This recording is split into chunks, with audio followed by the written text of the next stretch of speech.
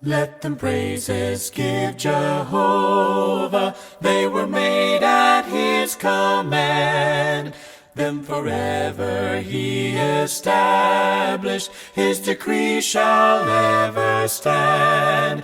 From the earth, oh, praise Jehovah. All ye floods, ye dragons all. Fire and hail and snow and vapor, stormy winds that hear him call. Let them praises give Jehovah, for his name alone is high. And his glory is exalted.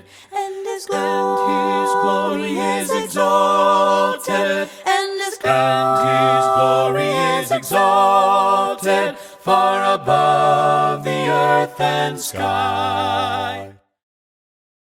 So, if there's some handouts on the back table, some more up here if you need one. You've probably seen on the handout, at the top of it, that we are discussing political theology. Now, I need to first put your fears at bay, that we are not going to focus on political theology. Is a much broader idea than probably what's on most of our minds, which is partisan politics. Politics, Republicans, Democrats, people who hold offices in government. So that is a part of what we will be discussing. Political has a very, well, actually, before I get into that, I should connect this to the other three classes that we've done.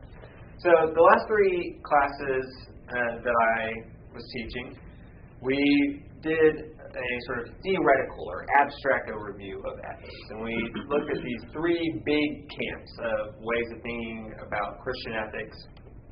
We looked at consequentialism, deontology, those are two fancy words, and then virtue ethics is the third approach. That's in some ways a very ancient approach, but in other ways is a very modern approach, newer than the other two. And so we were looking at ethics from sort of a bird's eye view, theoretical approach to ethics. But today was supposed to be my last class, though y'all may get a few more visits from me, more than you care for, I'm sure, before the year is over. And for each of those, and for today, we're just going to look at a particular topic in Christian ethics. And I'll say a few words in a minute, but I think political theology is a very important topic in Christian ethics. But before we can get to that, we need to really define what we're talking about. So political theology has, or politics has a narrow sense of the word, which is how we normally think of politics, is in this more specific sense, which is partisan politics. It's the political maneuvering over different political parties. It's going to going and casting your vote for a certain politician, and that's the narrow sense of the word. But politics also has a very broad sense. It comes from the Greek word polis, which is the word for city. So the idea behind politics is what it means to be a person in a political setting, in the setting of the city, or you might say in the community. When you're around other people, when you're around people that aren't just your immediate family, that when you go home and you're by yourself or with your family, that's your private life. But then you have your public life or your political life. It's that life in the public square, dealing with the community, dealing with a society that you live in. So that's political in the broad sense. Everything that you do outside of your home, everything that's going on in the marketplace, everything that goes on in the governmental sphere, which is, again, how we normally think about it. I listed for myself a handful of topics that we're not really going to talk about, but to give you a sense of what falls under this broad umbrella of politics, or the political. So economic things. And that's not too far out of the ordinary. When you're casting your vote, you're probably thinking about economic matters. Economics about what's the right way to approach taxes. Christians have historically had a lot of thoughts about lending practices and property rights.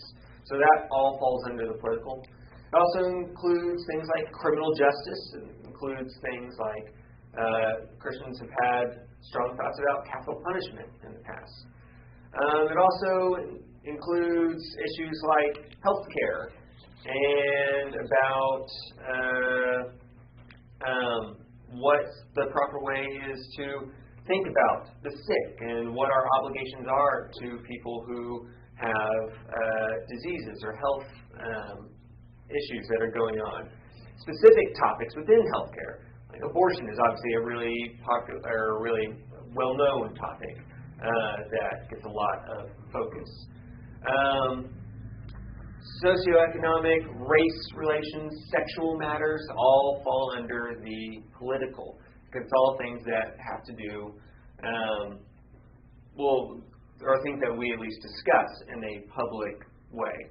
That there's a public discourse going on about all of these topics.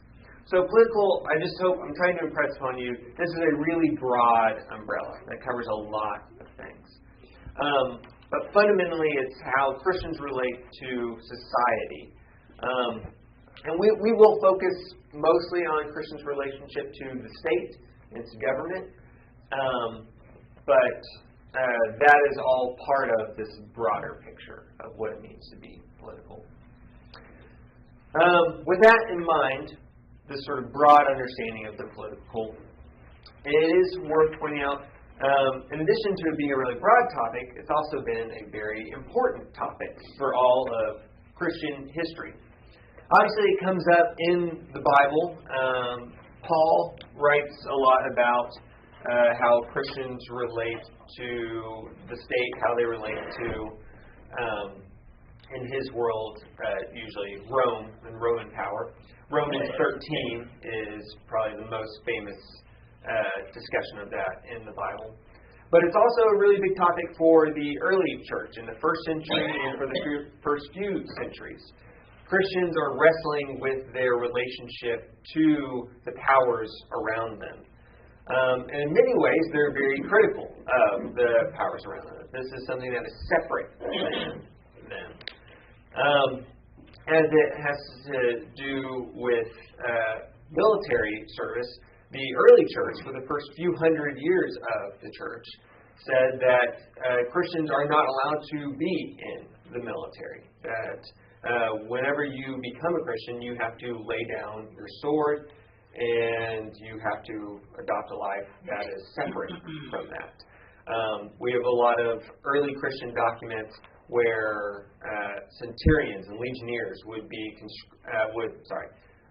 converted to Christianity, and they would have to leave that way of life and go become a farmer or something, because this was not. The Christians thought you couldn't have both of those things. But then this becomes a big theme in a different way. In the late 300s AD is when Constantine comes into the picture. And if that name means anything to you, Constantine was the emperor who legalized Christianity. He didn't make it the state religion. That comes a little bit later. But he was the first person to say that it's not illegal to be a Christian. And he's a big defender of Christians in his time. And so after this point, Christians are wrestling with their relationship to the state in a very different way. Now they are looked favorably on by the state, and eventually they become the state religion, and this dominates the next 1,000 years of Christian history, as Christians are now the insiders. Well, how do we feel about the relationship between Christianity and the state when we're the ones with the power? Everyone in Europe eventually becomes a Christian, essentially, at least in name. And so, how do Christians relate to the state when they're the ones who hold all the power?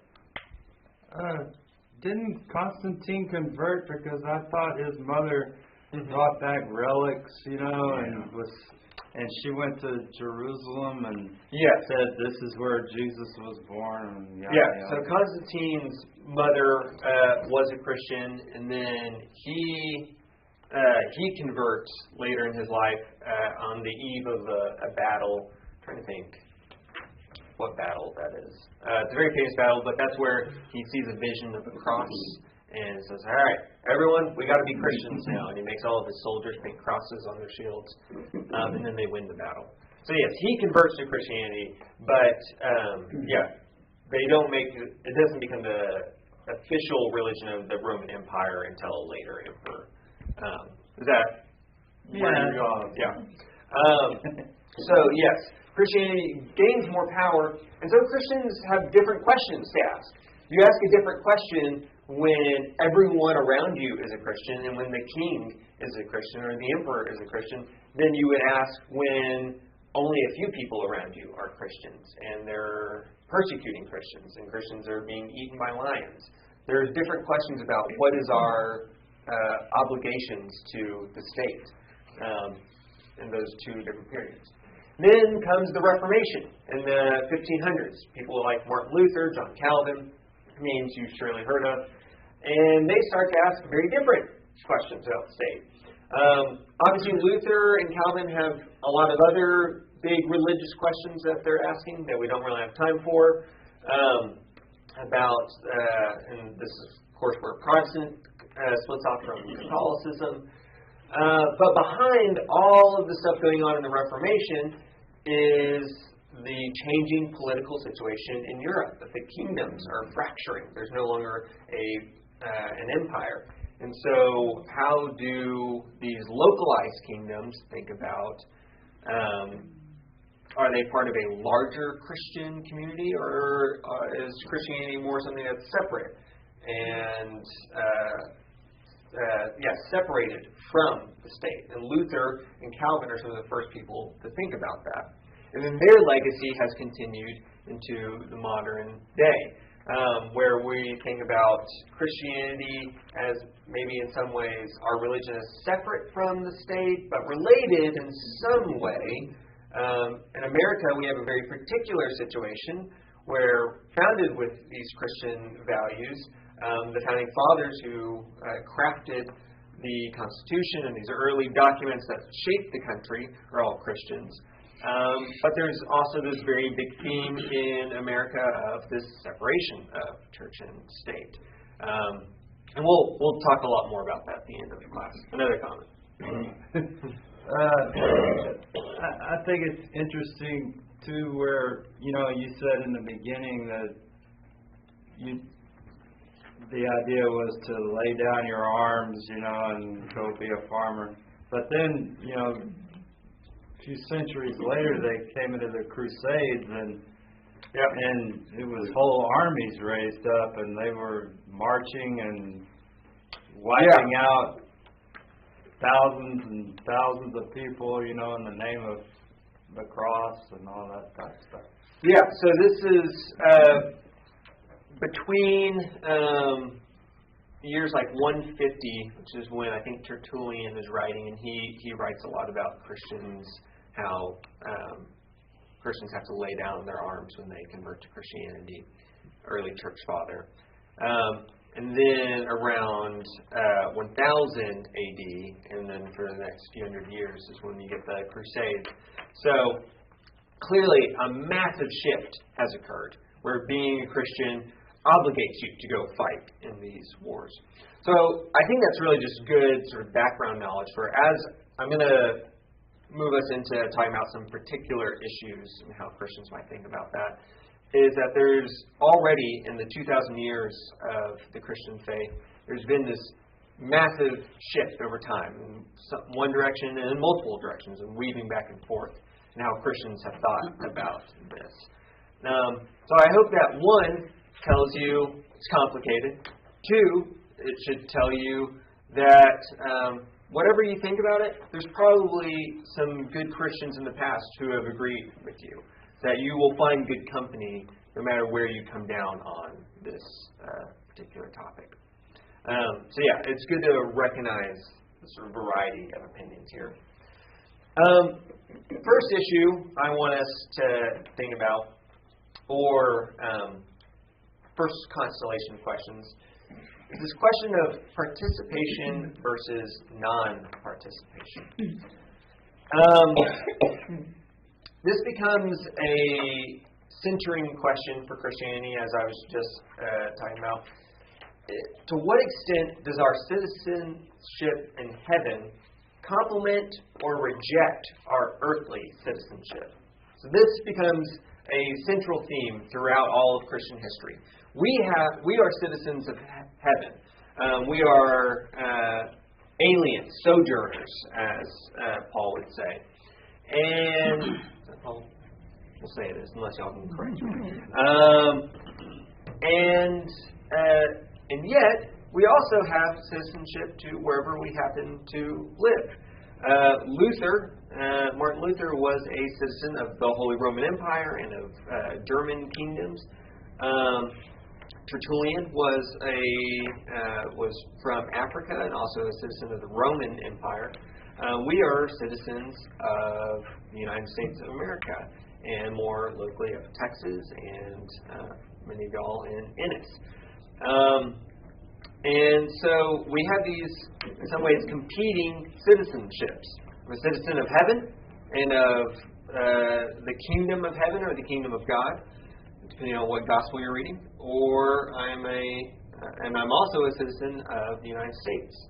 And are these always, do those mean the same thing? For a lot of us, we'd like them to mean the same thing, but I imagine for some of us, we say that as much as I may love the United States, and I'm proud to be an American, those are not the same thing. Those have different responsibilities and may even at sometimes be in tension. What my country wants from me and what my Heavenly Father wants from me.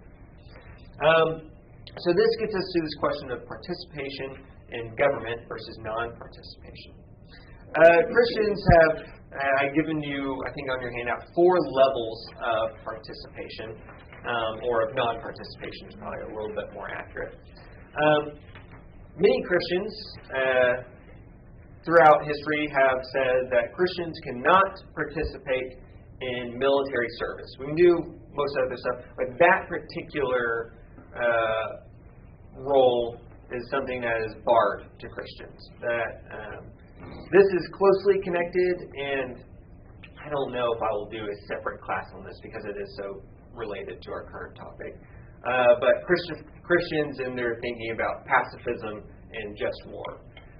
Early Christians in the first few centuries of the church were generally pacifists. Again, once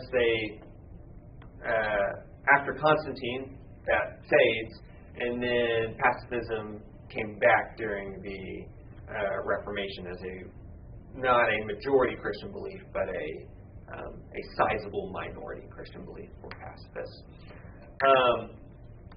And so anyways, that's to say that there have been a lot of Christians throughout history who said that's the one thing that we can't do in our relationship to the government, to say, so we can't be a part of the military because they think all Christians ought to be pacifists. Sort of a step above that are Christians who have said you can't be in the military and you can't have any sort of leadership position in the government, that you can't be a governor or a king of some sort. And this has a little bit to do with how Christians view the state, this whole topic that we're talking about today, but also is stemming from these Christian belief in meekness, that to take on these sort of roles, to be in charge of a state or government, is to invite too much power, power that Christians ought not to desire and to seek after. Some Christians would go beyond this and say you can't participate in any sort of governmental work. You can't work for the post office. You can't work for whatever, I don't know, Ennis ISD, whatever y'all's local ISD is.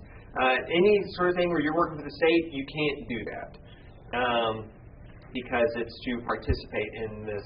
And once you get to this third level, this is where Christians are seeing the state not only as something that's maybe sometimes in tension with Christianity, but by the time you get to this third level, it's Christians who think that the state is actively an enemy of Christianity, that this is something that we want no part in.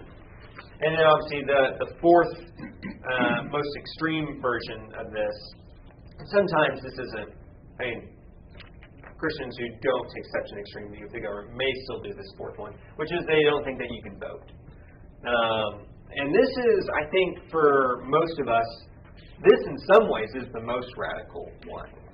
For most of us, we grew up thinking that is your civil duty, that is what is required of you as a responsible citizen, is that you go and vote. Not everyone in the world gets to vote. We have that privilege, and so you should take full advantage of that. But there have been many Christians that have lived in democratic societies. Obviously, more of those occurred later in history. But it said that's what is going on in voting in that world of politics is not something that Christians have any relation to. We are part of our own distinctive kingdom, and this is not something that we need to worry about. Kind of like the Amish. Yeah, so this until recently. This is probably something I should have brought up, and it's not even in my notes. But that the Amish and other Mennonites are a really great example of this. Yeah. This is a defining feature of their faith tradition. As a denomination, is that this is the centering question. For Church of Christ, our centering question has often been matters of worship and to be able to do church rightly. For the Amish and the Mennonites, their centering question is what is the relationship between Christianity, the church, and the state? For them, the answer is there's a clear divide here, that we don't do anything with the state. And so, they don't vote. Even if they theoretically know, this politician would do something that is favorable, that would benefit me and the church at large, I still can't vote for them because that's a different kingdom that I am not a part of. Okay. Any questions on any of this? In regard to the military service, in my heritage, I'm pretty close to the Amish type of beliefs. And when I served in the Air Force as a physician. And the corpsmen and physicians in the service, as I understand it, you could be a conscientious objector and still serve as a corpsman. As a matter of fact, they were paid less, but it was more risky. But when I served, as I said, I served as a physician.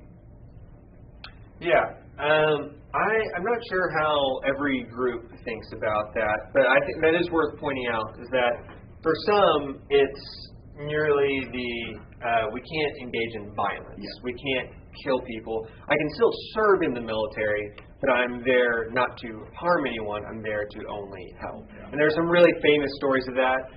Me and my dad were talking about Sergeant York last night, and then and Hacksaw Ridge is another one that's probably a little bit more brutal to watch. But again, all of those are examples of people who served in the military, but their aim was to help. And I think that falls somewhere in this spectrum. This is sort of a loose spectrum that's not airtight. And actually, building on the Amish stuff, I do want to note, I don't know what it says on your handout, Anabaptist heritage.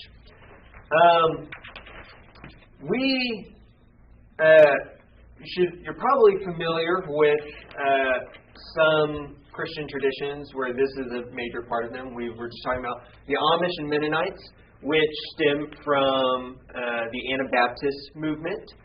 But also within within the Churches of Christ, we have this heritage. David Lipscomb and James A. Harding, names that you've probably heard of, they were very much non-participatory Christians. They thought that Christians should not hold office, and that they should not vote even. They certainly they were also pacifists and thought that you should not serve in the military. It is worth noting that they are living during and writing a lot right after the Civil War. And so it's probably a little bit easier to have a critical view of war after the Civil War, which is horribly violent and bloody, and for most people seems like it's just bad, where it's brother against brother, and there's not like that sort of like clear moral compass like there is in World War II. I was just going to point out, Lipscomb was right after the Civil War. Yeah. He not only believed you couldn't serve in government, he was kind of a schizophrenic in a way because you couldn't own slaves. And so they would keep trying to push him into one camp or the other, and he wouldn't go. He didn't fit clearly into the different groups available to him in Tennessee, and that is because Lipscomb, and to some extent Harding, but Lipscomb is the better example, are sort of clear spiritual descendants of Barton Stone. We give a lot of emphasis to Alexander Campbell, and for good reason. Campbell was a much more influential figure within our movement. But Stone, and then Lipscomb later, are very interesting in that they have what's described as an apocalyptic view of the world. That they think that we as Christians live in, they would say, a world in the end times, but they don't think about it in the ways that, like the Left Behind series or anything like that. They don't think Jesus' return is going to happen tomorrow and that there's going to be dragons or whatever. By apocalyptic, what they mean is a new way of living has been inaugurated when Christ was here in the first century, and that we have to live in a radically different way, as if we were living in the end times. And what that means is they have a very radical set of ethics, that in their world it was very radical for them to say, yeah, slavery is wrong. Even though everyone around us seems to be pretty okay with it, we don't think this is right. We also don't think that you can harm another person, even at your own expense, even at the expense of your family, your loved ones. That's what it means to be a radical pacifist. When Jesus says to turn the other cheek, that's not hyperbole. It is an actual ethical claim that Jesus makes. This is how Christians ought to live. And that's how Barton Stone, and that's how David Lipscomb lives, is that if harm comes to me, so be it. That's the will of the Father. And then obviously this flowed into their political beliefs, that we live as citizens of a different kingdom that's totally separate from these earthly kingdoms around us. So David Lipscomb, and he is getting a lot of beliefs from Barton Stone, who is in some ways influenced by the Anabaptist movement. And when you hear Anabaptist, think Amish and Mennonite. So all these are kind of a similar heritage. Would you define the Anabaptist movement? Yeah. Does anyone know anything about the Anabaptist movement? Well, as I understand it, Anabaptists were people that came out of Catholicism and were baptized again as baptized believers. Yes. So, the Reformation, 1517, is when Martin Luther nails his 95 Theses. You just have the church. Everyone in Europe they're all Christians, they're all church.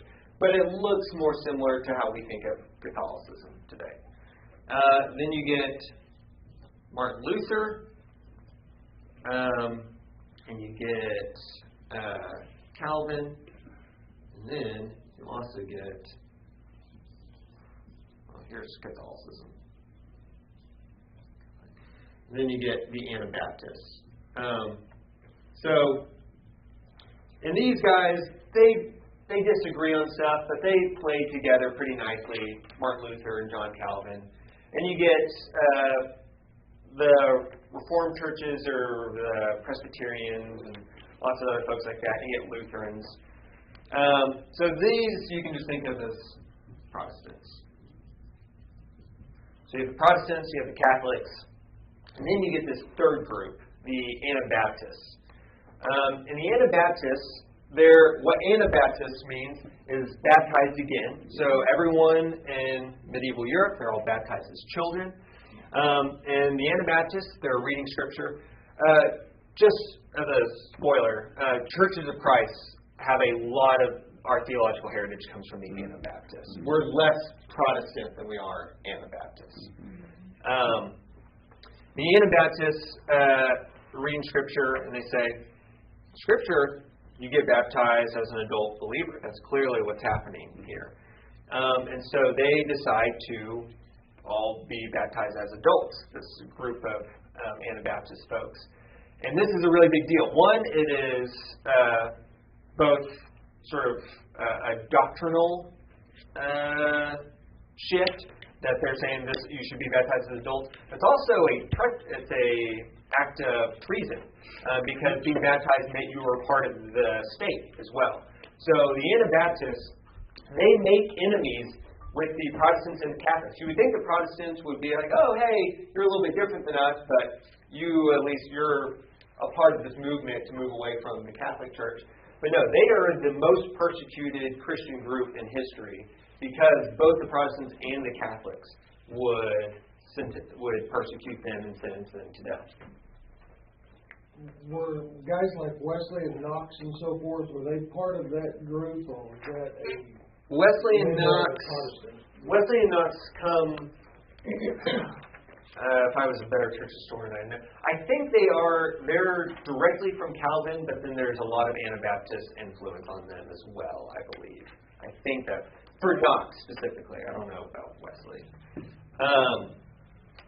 There's a lot of inbreeding between the Protestants and the Anabaptists. The whole point that I want to make to y'all is that the Anabaptists are another group who, they're very similar to how we were describing David Lipscomb earlier. They have these radical set of ethics. They're all pacifists. They all think you can't participate in the government. They go and try to set up their own communities, as the Amish still do today. And it ends up with them getting very heavily persecuted. A lot of them are killed. But obviously some of them exist to varying degrees today. And Mennonite and Amish communities are the two biggest ones. And in some ways, the Churches of Christ stem from the Anabaptists. Oh, were Puritans? I mean, because they were forced to...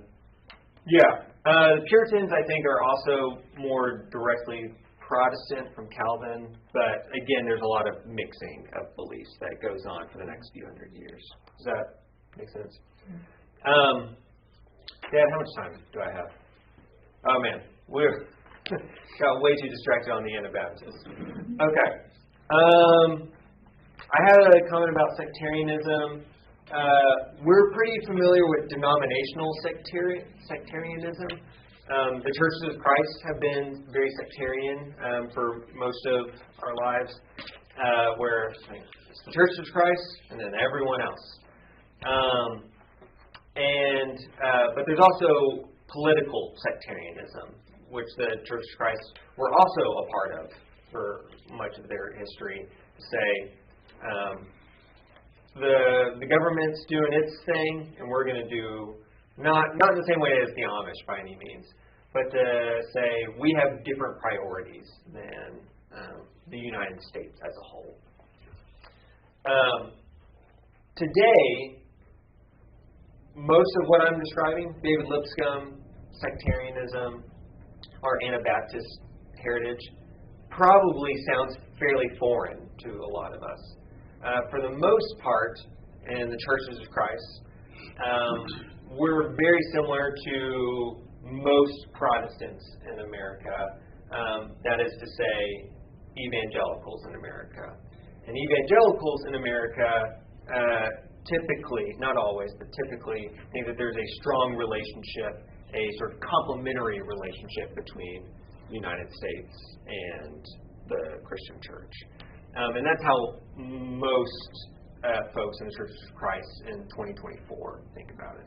I was surprised to hear, leading up to the election, how many Protestant evangelicals do not vote, and they were trying to, talk. We would, most evangelicals are probably conservative, Sure. and so, of course, they were trying to get them to vote. And I was surprised it was a minority, but it was a large minority.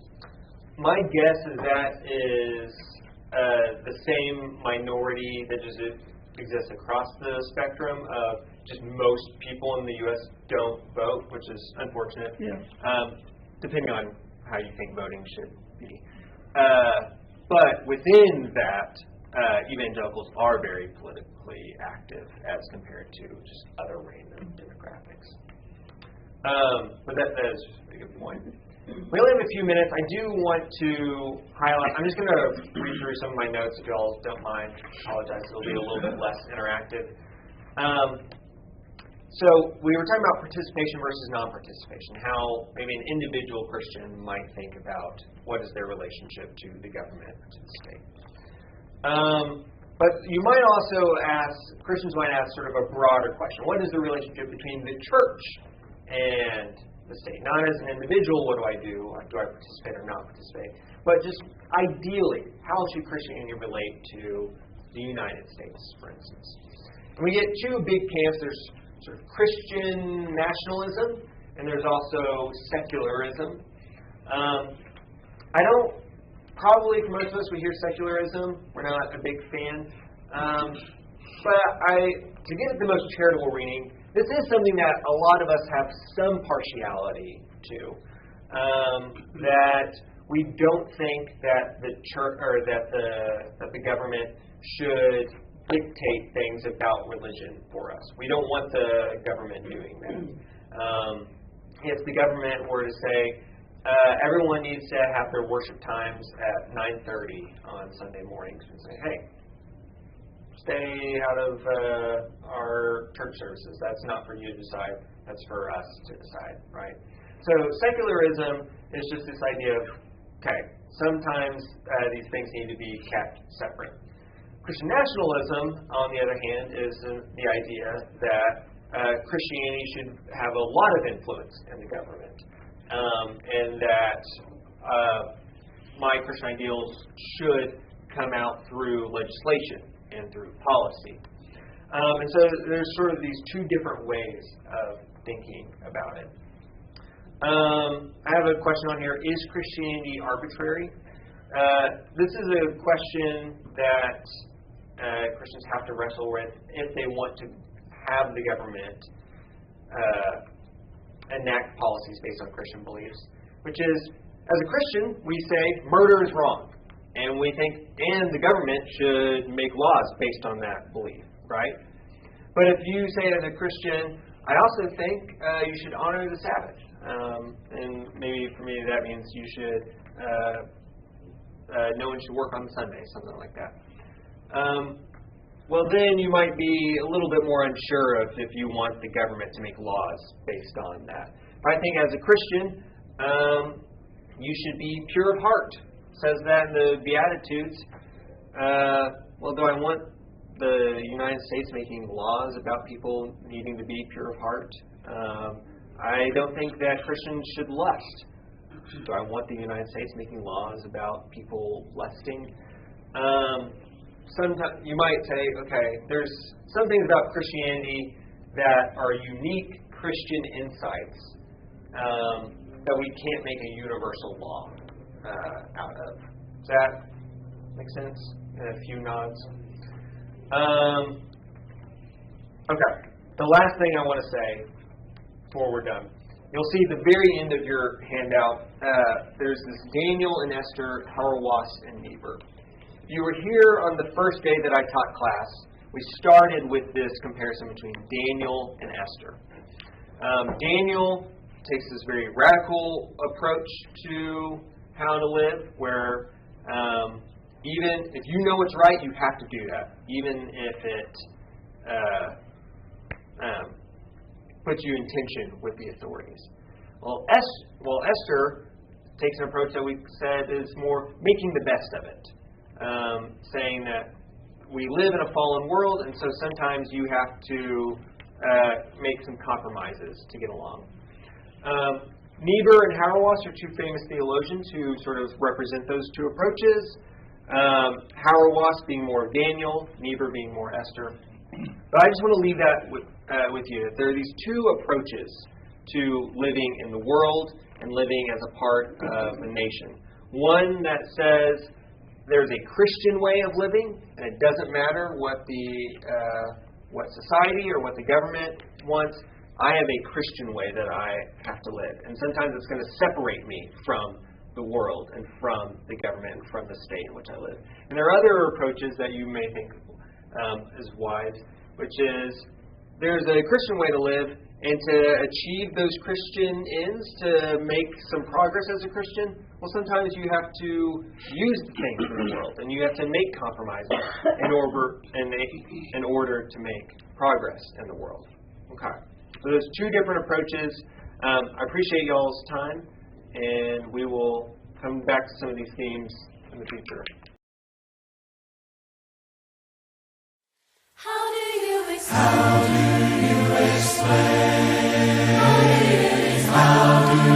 describe a love that goes from east to west, as deep as it is wide? You know all our hopes, you know all our fears, and words cannot express the love we long for you to hear. So listen to our heart, Jesus, hear our spirit sing, and hear us sing a song of praise, a song of praise that flows from those who have redeemed and redeemed. We will use the words we know to tell you what an awesome God you are. But words are not enough to tell you of our love, so listen to our hearts. If words could fall like rain from these lips of mine, and if I had 1,000 years, I'd still run out of time. If you listen to my heart, every beat will say, thank you for the life and truth, thank you for the way. So listen to our heart, hear our spirit sing, and hear us sing a song of praise, a song of praise that flows from those who have redeemed and redeemed. We will use the words we know to tell you what an awesome God you are. But words are not enough to tell you of our love, so listen to our hearts. So listen to our heart, Jesus, hear our spirit sing, and hear us sing a song of praise, a song of praise that flows from those who have redeemed and redeemed. We will use the words we know to tell you what an awesome God you are. But words are not enough to tell you of our love, so listen to our hearts. But words are not enough to tell you of our love, so listen to our hearts.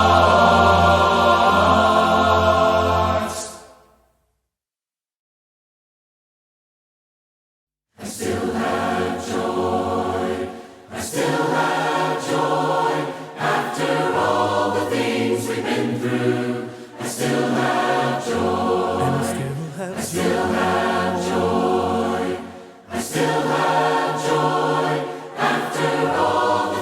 things we've been through, I still have joy. I still have peace. I still have peace. After all the things we've been through, I still have peace. And I still have faith. I still have faith. After all the things we've been through, I still have faith. I still have hope. I still have hope. After all the things we've been through, I still have hope. I still have love. Sweet love. I still have love. After all the things we've been through, I still have love. And I still have joy. I still have joy. I still have joy. After all the things we've been through. After all the things we've been through. After all